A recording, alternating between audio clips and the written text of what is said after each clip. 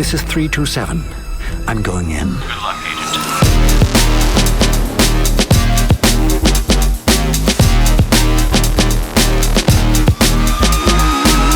Roosendaal, the creator of Blender, he reached out to me on Twitter. You're going to San Francisco? Come earlier so you can hang out with us. That's insane. There were no permanent employees at the Blender studio. And he asked, can I hire you for 1 more year? What's it like being able to request cool features? If it really significantly helps, it becomes kind of a no-brainer. In other cases, it's not going to help the Blender community. And one thing happens sometimes, somebody shoves in new code and it breaks for everybody. Have you got any advice for anybody getting into 3D? I've animated very complicated scenes, and at the core of it are simple concepts. Do not, and I repeat, do not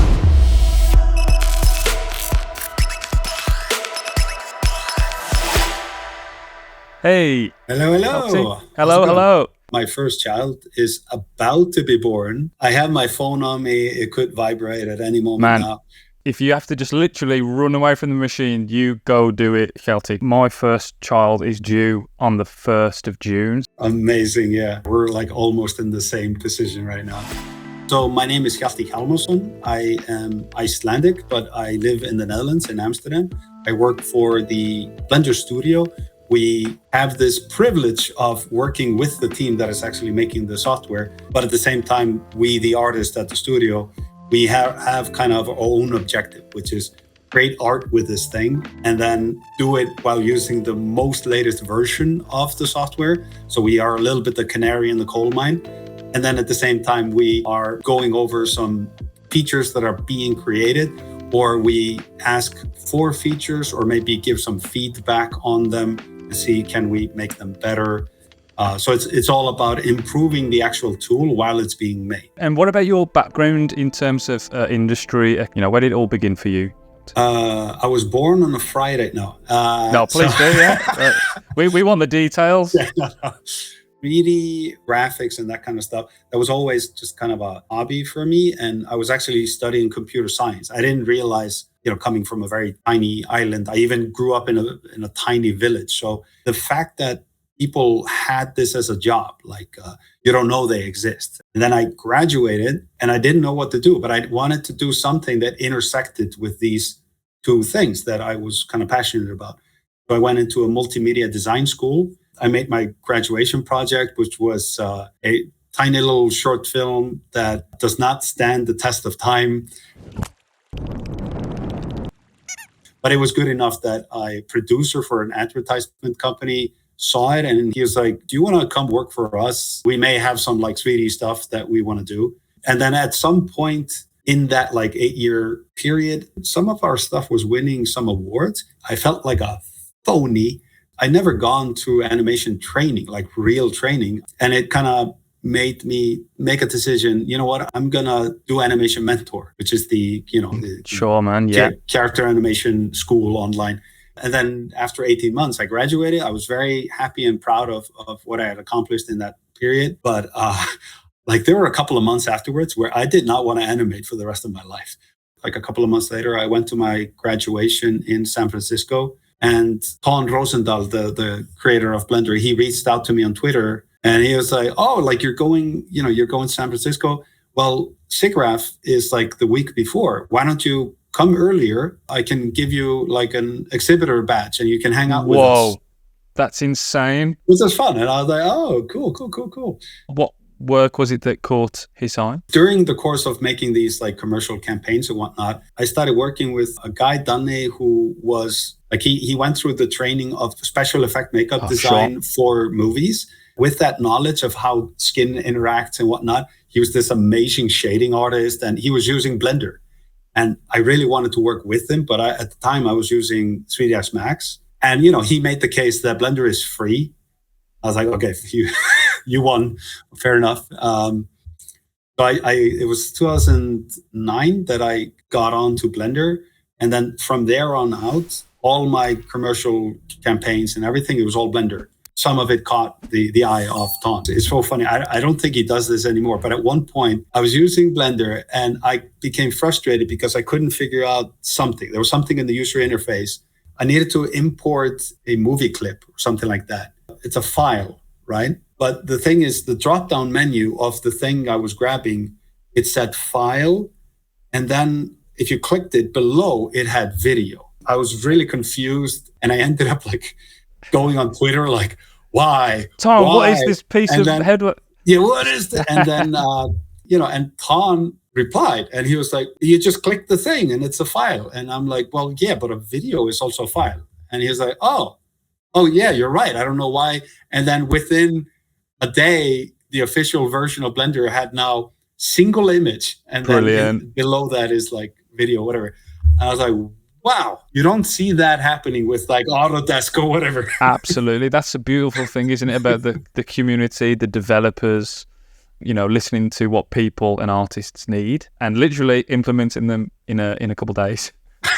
Exactly. Potentially. That's incredible. Going back to when you was reached out by Tom and you went to SIGGRAPH, what was that like? And then where did that lead you from that point? Like, it was really cool. I had never been to LA before. Like, I met up with the guys and some of the guys that still work here. It was Pablo Vasquez and Francesco Siddi, my coworkers now. They were planning on doing this little short about a llama. They had already made one of them. We want to make this thing like 1 minute long. It's like, can we tell a story in 1 minute? And they had planned it so if I joined, there would be 2 animators. I was super busy at my job in Iceland, but I managed to like carve out that time slot.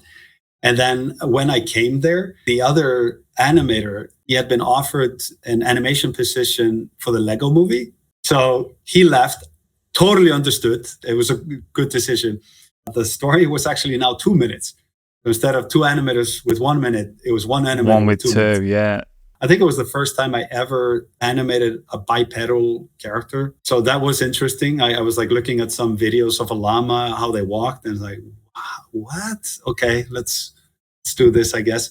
It worked out pretty well. And then he told me that there was this project that he had in mind. He was going to create a crowdsourced feature film. It's going to be split up between studios all around the world. And he wanted me to come and to Amsterdam to be like a lead animator for that section of it.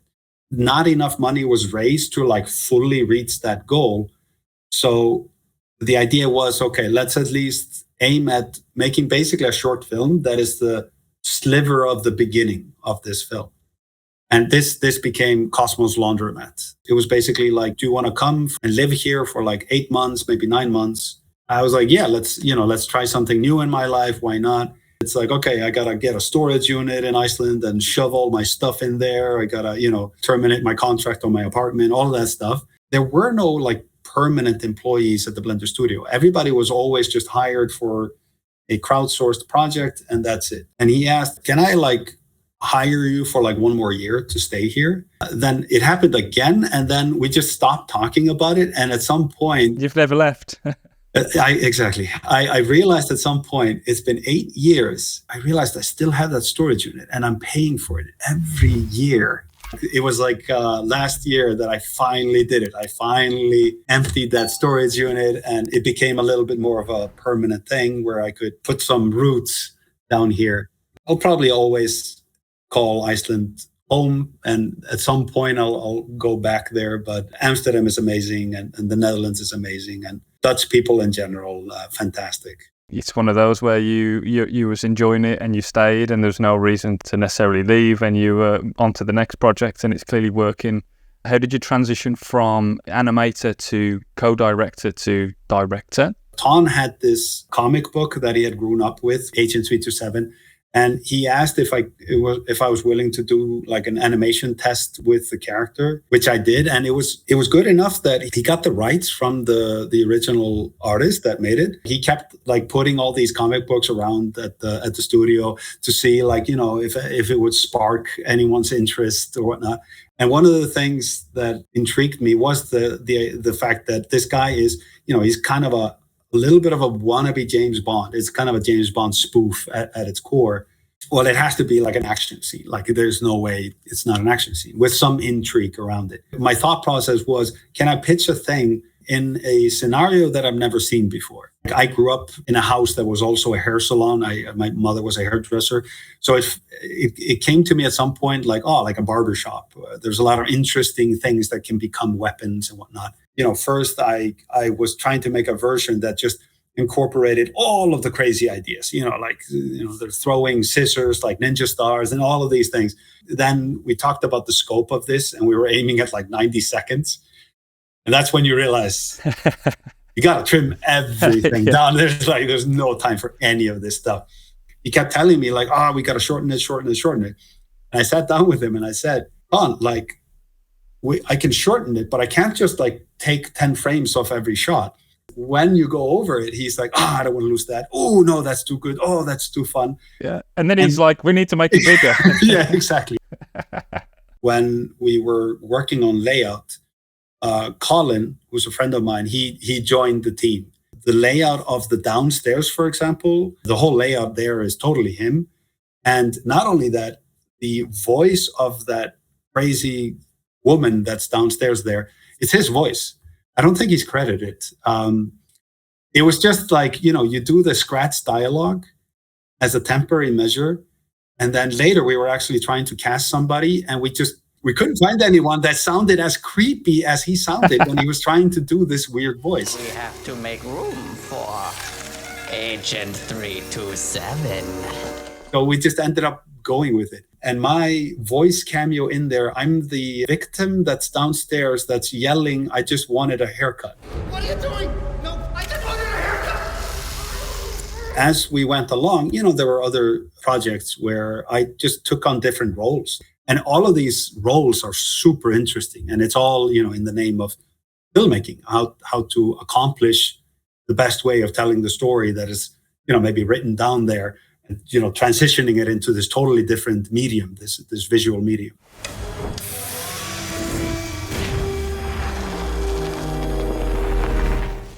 But with Charge then, going into that, when that came about, was you just called on board to write a short? For Charge, I think it was important at that point that we make a new film that is not putting the emphasis on cartoony.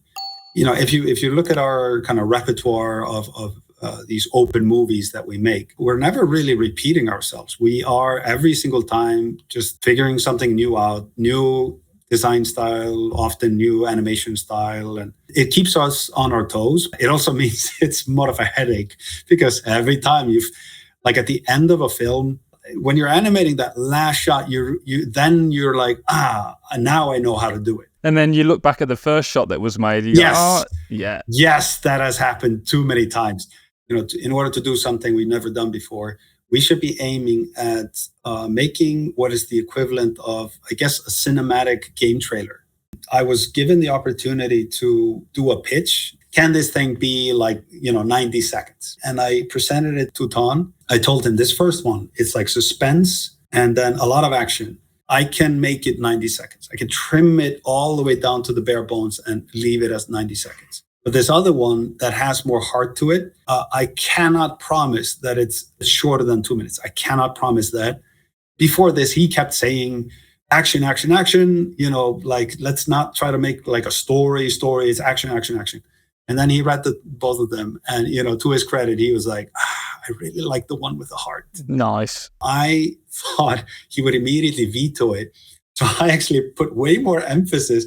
So the script on the other one is like way better, way more polished and whatnot. So I was very surprised, but I was very happy. And it also meant that I was allowed to have some sweetness to it that I think nobody was expecting. So yeah, and this is what became Charge, of course. Did you stick to your restraints, or did you, when was the drawing line for handing it into pitch? It's a really good question because there is the danger of, it escalating, basically. I think I was guilty of aiming too high for the fight scene. You do love a fight scene. I love it. It's so much fun. It's so much fun. There is something to be said about the language of film where an event happens. And if that event had happened in real life, where a fight took place or whatever, like a bar fight, that bar fight in real life took like 12 seconds. If you then make the film version of that, it's 2 minutes. Yes. Yeah. You know what I mean? Because everything needs like to be framed a certain way. It needs its moment. It needs readability, like all of those things. So it needs a little bit of breathing, just enough that it registers what the next beat is, and making sure the composition looks nice. you start to realize just how much you have to be cheating. Character is like jumping and they go towards a thing and you're going to change the angle. But in that angle change, you actually have to rewind the time a little bit. Not to the point where it feels like this person is jumping twice, just enough that it feels like they still have that momentum. And like first 3 frames of any shot is the bare minimum of your brain just registering, where am I now? I had a really strong feeling that at the end of this film, when we would come to the kind of sweetness that happens at the end, the early version I made of it, it wasn't breathing enough. And so I wanted to make a case for not adding any shots at the end, but just allowing the shots that already exist to lengthen them just in the right place. And that's why this film actually is 3 minutes today. I had this spatial continuity that I wanted to stick to, which is this guy who was on his way to steal a battery. I made my own little replica of this thing. Wicked. Yeah. But the original design is from our art director, Andy Goralczyk. I love having a physical version of something that I worked with. I stole his design and then I made my own version of it that is 3D printable. And, oh man, that result is cool, man. Anyway, yes. Well, as this guy is like going from his home to stealing that battery, he's always going spatially on the screen from screen left to screen right. And then at the end of it, like once the fight is all over, I want him to start limping towards home. And I want that to be spatially screen left. As I'm like working with the camera and I'm already thinking like, on the cinematography level, okay, what would be a nice shot here? But then I'm also thinking about the fight choreography and how, if I were animating this shot, how would I animate it? I already am like planning certain moves, how it transitions into the next shot and a swoop. All these hookups between the shots, that is like me already doing all of those hookups and testing them in the PREVIS, which alleviates so much headache down the line. Now, when you're giving it to an animator, like they know exactly where that thing started and that thing ended. No shot is going to be reanimated because, oh boy, we screwed up on that one, And it really is time. Like if you can save render times and those questions and solve those problems in the previous layout stage. Exactly. And it also means that when you start creating the plan, you have a way firmer foundation. The list of props that you think you need, for example, like in the beginning of the film, there was for example, a grappling hook that he was going to use. But then I realized it doesn't serve a secondary function inside of the film. Let's just get rid of it. Okay, now 3 shots are gone and we have a prop that doesn't have to be modeled. Yeah, that's one massive benefit of PREVIS and layout is being as efficient as possible, production, pre-production and planning ahead as much as possible. It also helps a lot when the people that are gonna end up designing those actual props, they see like this version of the prop. It does give you some information about the size of it. Definitely.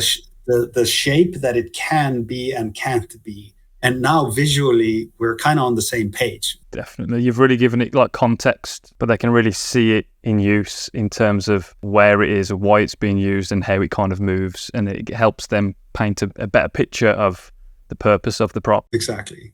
Which helps out for everybody, Definitely. As you also like are having conversations with the animator, it's not like the animator is just given like a storyboard drawing. From my experience, I love storyboard drawings, but they can be so incorrect when it comes to scale. Yeah. Once it's in a 3D space, it really changes, doesn't it, big time? I was going to get onto that, like storyboards. How do you use them much, or do you just jump straight into sort of, a really rudimentary? Like I love storyboards and I think they serve a fantastic purpose for what they are.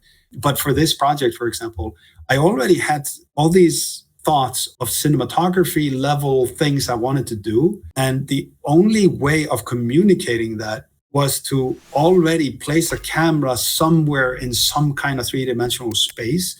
And I just cannot do it quickly in a drawing. My own version of a storyboard, which was basically still images that are still from a 3D scene. What's it like being able to request cool features. Is it ever happened where you've been working on a project and you've got, I just wish we could do this? There's a push and pull relationship, as it should be. In some cases, we might find out that, hey, this small adjustment here is going to make our life so much better. Might just test it out, like put it in that version to see, does it break something or whatnot? But, at the end of the day, if it really significantly helps and it doesn't break something to the core design principles of Blender, then it becomes kind of a no-brainer.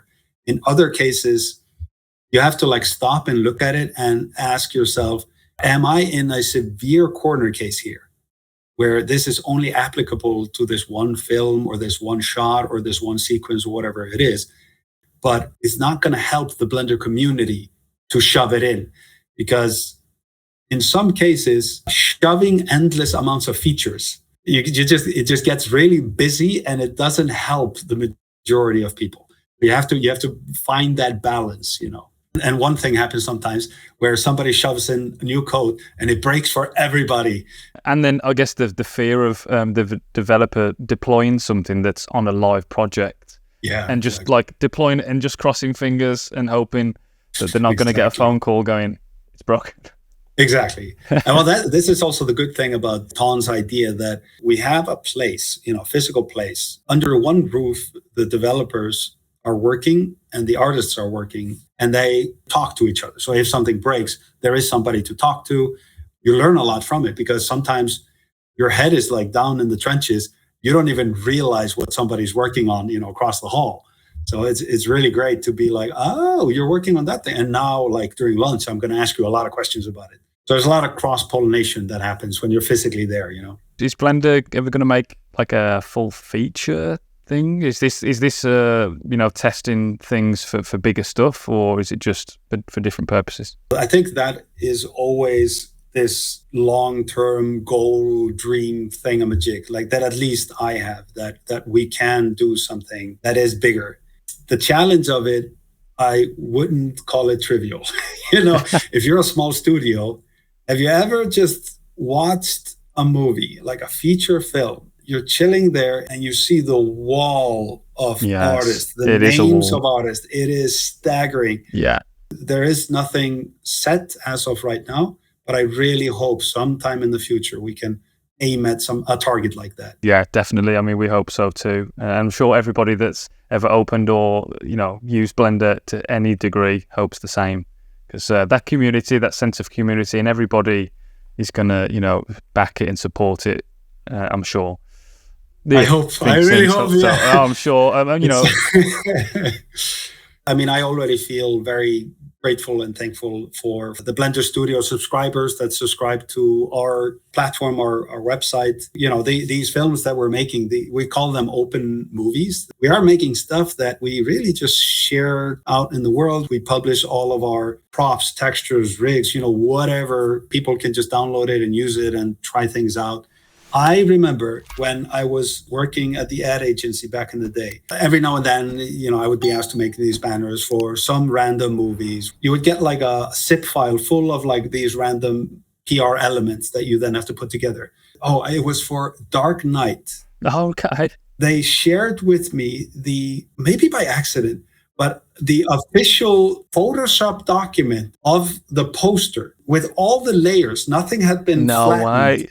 And this thing was almost destroying my computer trying to open it. And I was just, what is this thing? And my mind was blown. I'm witnessing the working file of an artist, but I can also just play around with it and see. And it's wow, that's incredible. This is what it looks like. This is a real person doing their job.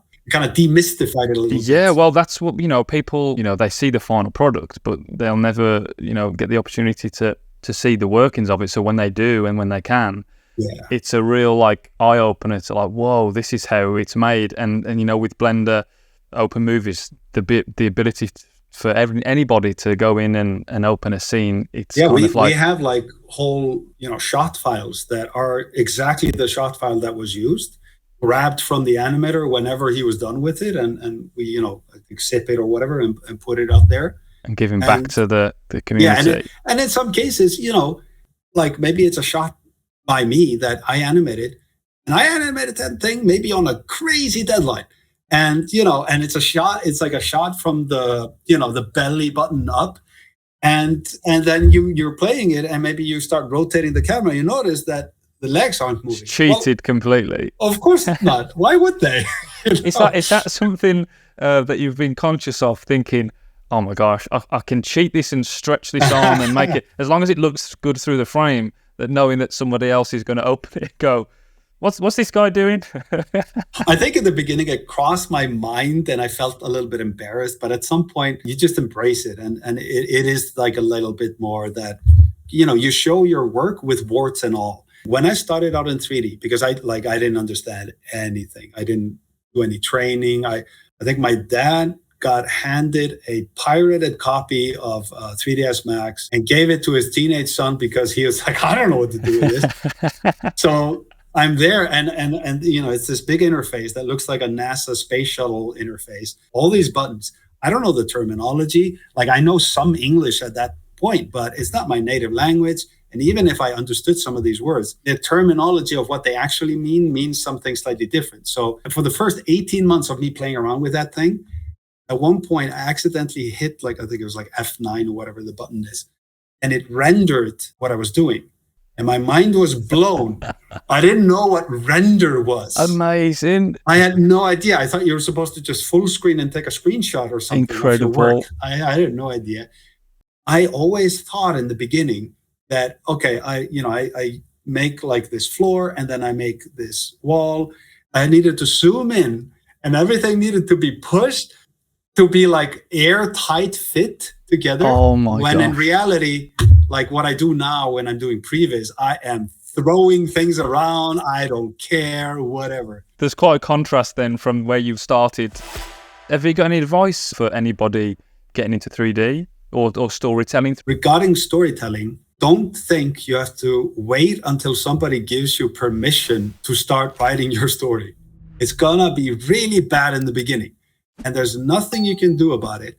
Just as an example, I've never really learned to do electronics in my life. And just like with any skill, you know what? I want to try this myself and learn from a lot of fun failures. So that's what I started doing. So I bought my own, I got my own little soldering iron here. I got, what kind of wire? Turns out there's so many wires. There's so many kinds. Like, I spent an evening Googling this until I found somebody asking the same question. And I was like, I'll just take whatever answer he got and I'll just follow that. There's so many different things. And like with each incremental step of failure, the next iteration is slightly better. And in the span of a few weeks, I now have this thing. In the beginning, I didn't know how to do any of it. So it's fun. It just embrace the failures as a learning experience. Don't look at somebody that is amazing at doing it and being like, I want to be just like them. And then looking at what you're doing now and feeling like you're somehow failing on your path of learning because it doesn't look like that thing. You know what I mean? One other thing regarding animation, character animation in particular, there's a couple of books. There's the Animator Survival Kit. Yes. Yeah. Richie Williams. Yes, exactly. Yes. Richie Williams, amazing guy. Also, I do recommend the Disney one, The Illusion of Life. Yeah. That one a little bit more because it gives you also the backdrop of this medium, where it came from, and kind of a little bit of the history of that medium.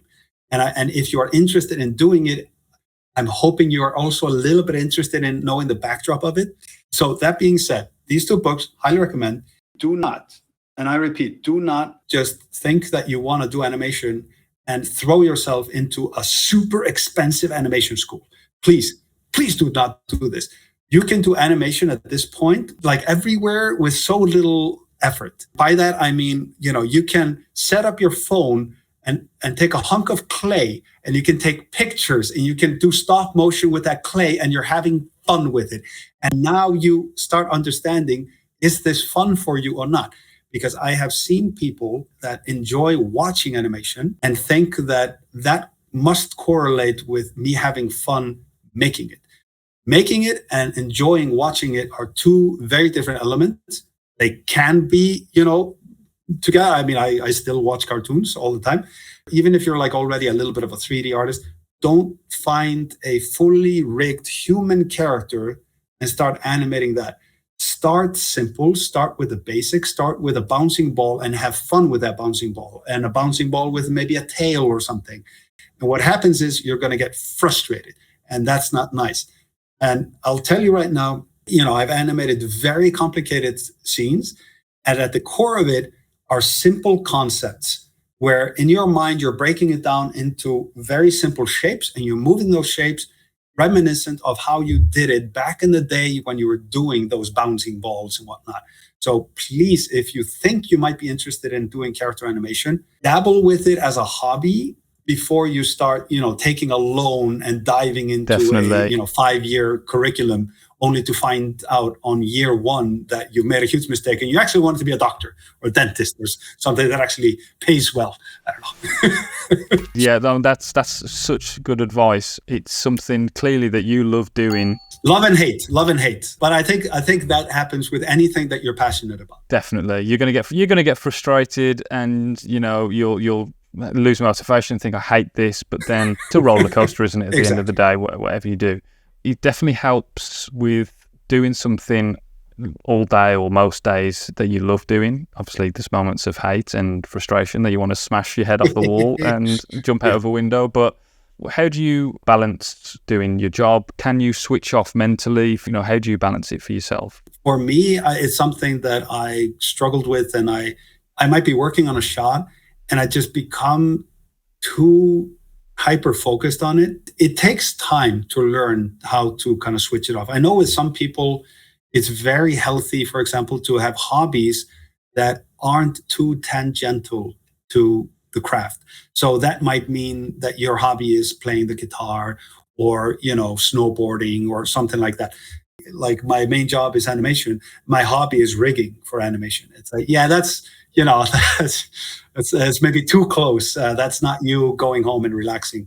I've had instances where I'm working really hard and then I got sick. I had a fever. I had some back pain, and within my fever, my rig was broken, and I was trying to pose the rig properly, but the rig kept breaking. Like it becomes like part of your hallucinations because you've just been staring at the screen 7 days a week for 14 hours a day.